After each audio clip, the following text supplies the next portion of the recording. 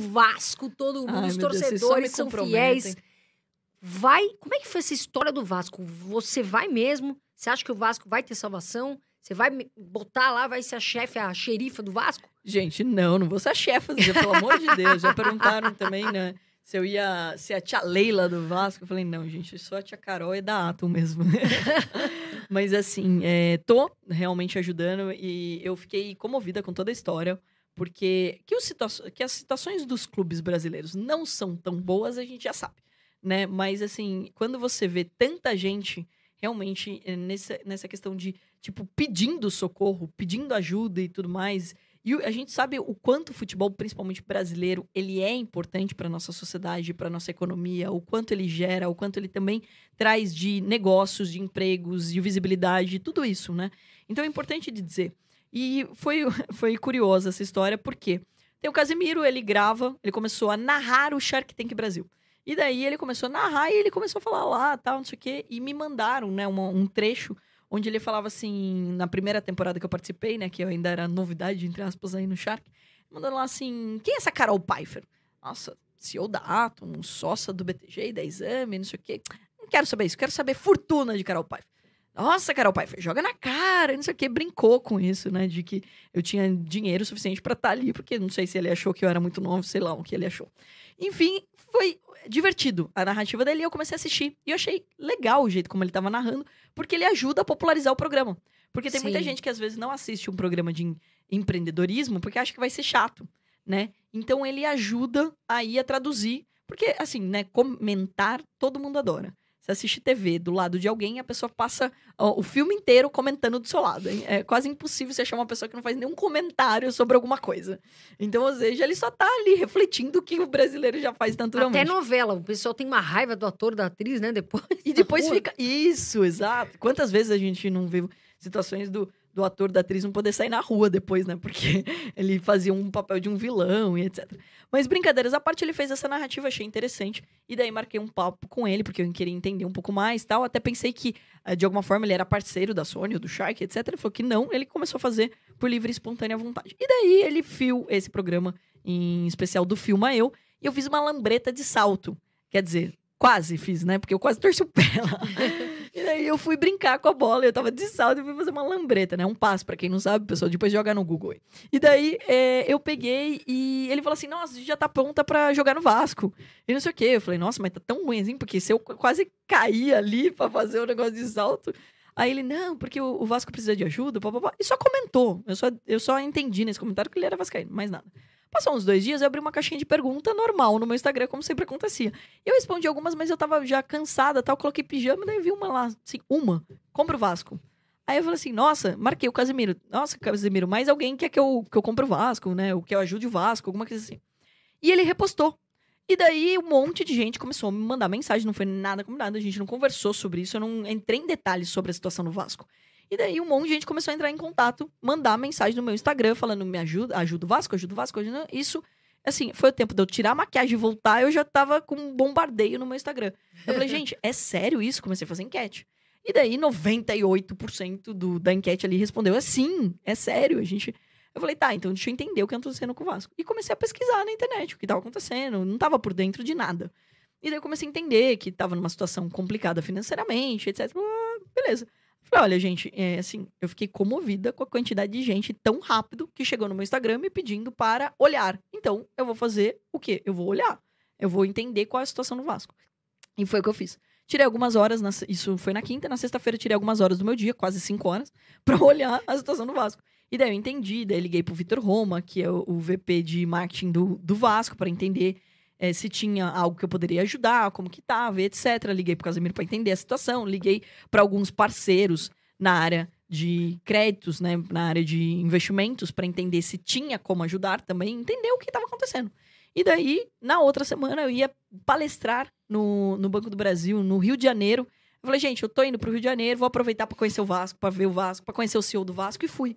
E daí comecei a entender, e eu propus, né, pro CEO e pro Vitor Roma pra eu assinar o NDA, pra eu poder ter acesso às informações, pra eu poder olhar de perto, porque eu não consigo ajudar algo que eu não tenho acesso. Sim.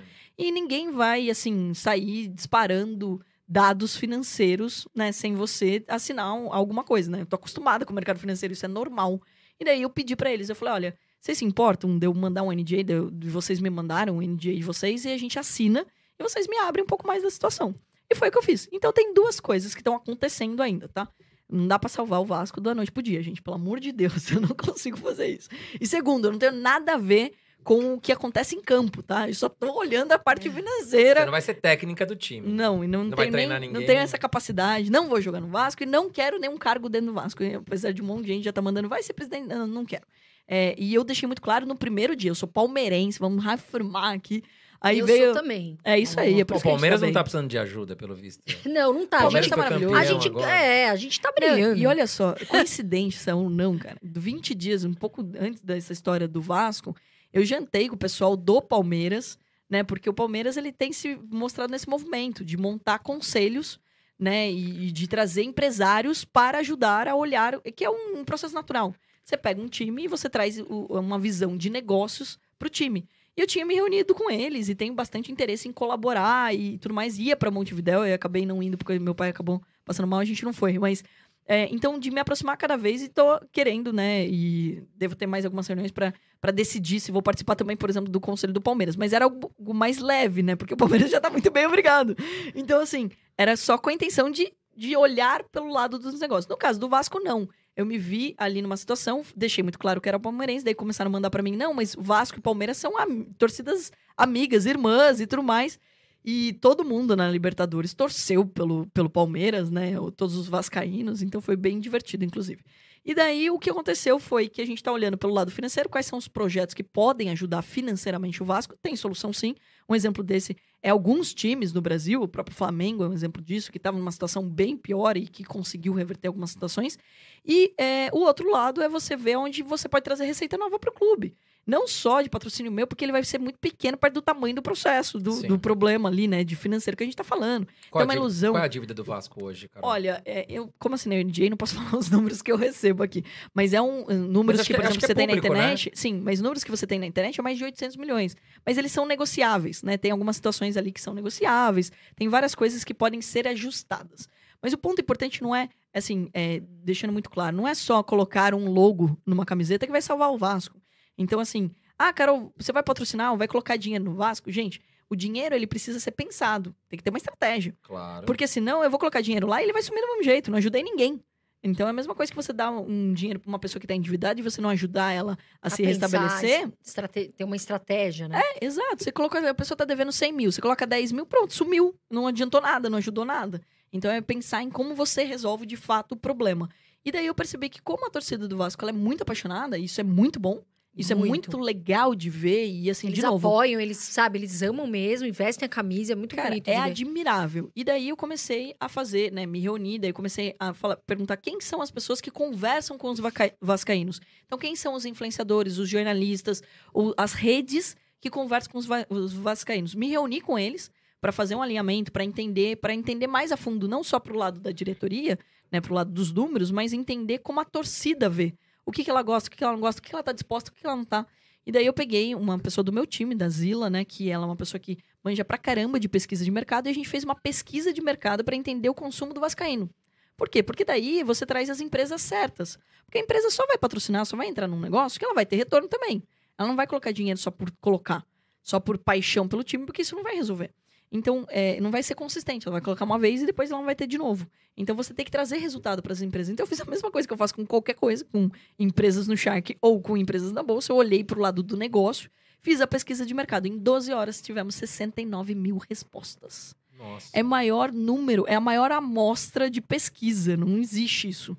Né? Então, por quê? Porque, de fato, eles estão dispostos a ajudar, a colaborar. E daí, eu peguei essa pesquisa toda, né? A gente tabelou toda ela, interpretou os dados, porque, de novo, só os dados não funcionam para nada. Interpretou os dados para apresentar para a diretoria quais são as opções que a gente tem para ajudar e quais são as empresas que a gente pode ajudar. Então, ou seja, a gente está nesse processo. de ajudar a entender e montar um planejamento para 2022. Agora, vale lembrar, gente, eu não sou presidente, eu não sou a CEO, eu não sou nenhum cargo lá. Se vai acontecer, também vai depender, obviamente, de todo mundo que tá lá envolvido. E uma das coisas que eu bati muito na tecla, gente, independente, é igual política no Brasil. Independente de quem é o presidente no momento, se você gosta, não gosta, a gente tem que apoiar. A gente tem que fazer as coisas acontecerem, a gente tem que torcer pra dar certo. Então tem muita gente, pô, mas eu não gosto do presidente. Eu falei, mas eu não posso fazer nada sobre isso. A única coisa que eu posso fazer é colaborar com o processo, com o projeto. Senão você vai ficar torcendo pra próxima eleição. Então é isso que eu tô fazendo. E chegou à conclusão do que precisa ser feito ou ainda tá em estudo de melhorar o sócio-torcedor, alguma coisa assim? Algumas conclusões a gente já chegou.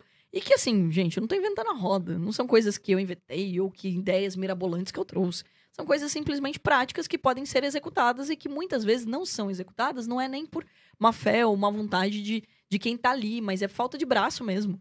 Então, assim, quando você tem um negócio, é igual, poxa, se eu olhar no caso da Ato, tem um monte de coisa pra melhorar. Sim. Como qualquer negócio, né? Então, ela tá saudável e tudo mais. Eu acho que a coisa mais urgente é sempre olhar pro caixa, é olhar pros números, porque, obviamente, resolvendo essa situação, o clube, inclusive, tem mais tempo pra se dedicar a negociar com os jogadores, a trazer outras pessoas melhores pro time.